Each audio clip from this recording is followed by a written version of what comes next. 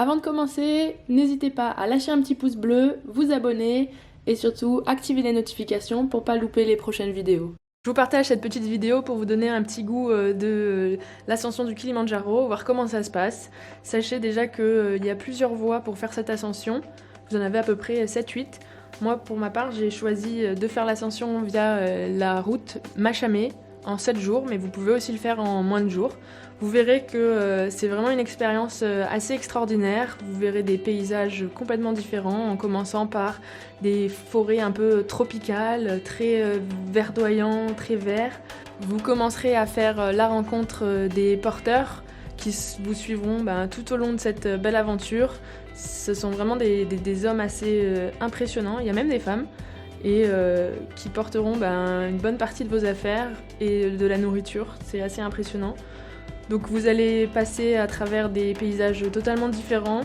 Plus vous monterez en altitude, plus ça sera un peu plus volcanique, désert, aride. Toujours dans la bonne humeur, vous aurez des super campements, de la nourriture géniale, des campements avec des vues, plus vous monterez, plus ça sera impressionnant. Parfois des vues sur le Kilimandjaro. C'est vraiment super de pouvoir petit à petit se rapprocher de son sommet. Les marches durent entre 3h et 8h par jour, mais toujours dans la joie et la bonne humeur. Vous arrivez à un nouveau campement et là c'est encore une claque visuelle avec la vue sur le Kilimandjaro qui se rapproche. Certains passages seront plutôt plats, des fois un petit peu en descente, et dans d'autres moments ça sera plutôt des passages assez abrupts qui sont assez raides, où il faudra s'aider des mains pour grimper. Donc c'est assez sympa de voir toutes ces différences de paysages au fur et à mesure de ce trek. Parfois vous serez avec d'autres groupes que votre groupe, mais parfois vous marcherez un peu presque seul au milieu de toute cette nature, et c'est vraiment génial de pouvoir faire tout ça. On voit vraiment la rapidité avec laquelle les porteurs peuvent monter, avec l'habitude qu'ils ont, c'est vraiment impressionnant.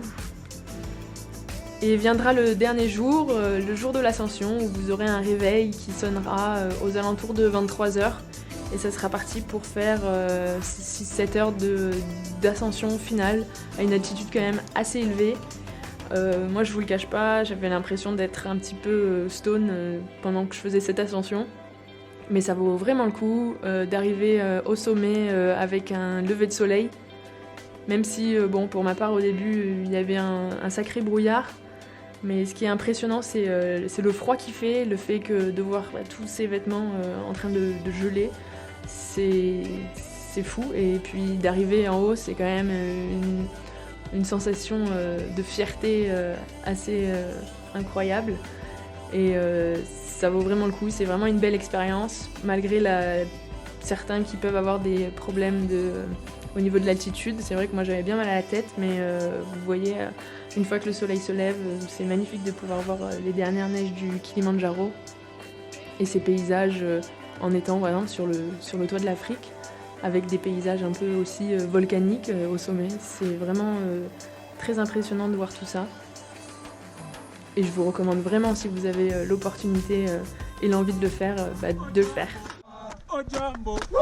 Jambo bwana, habari gani?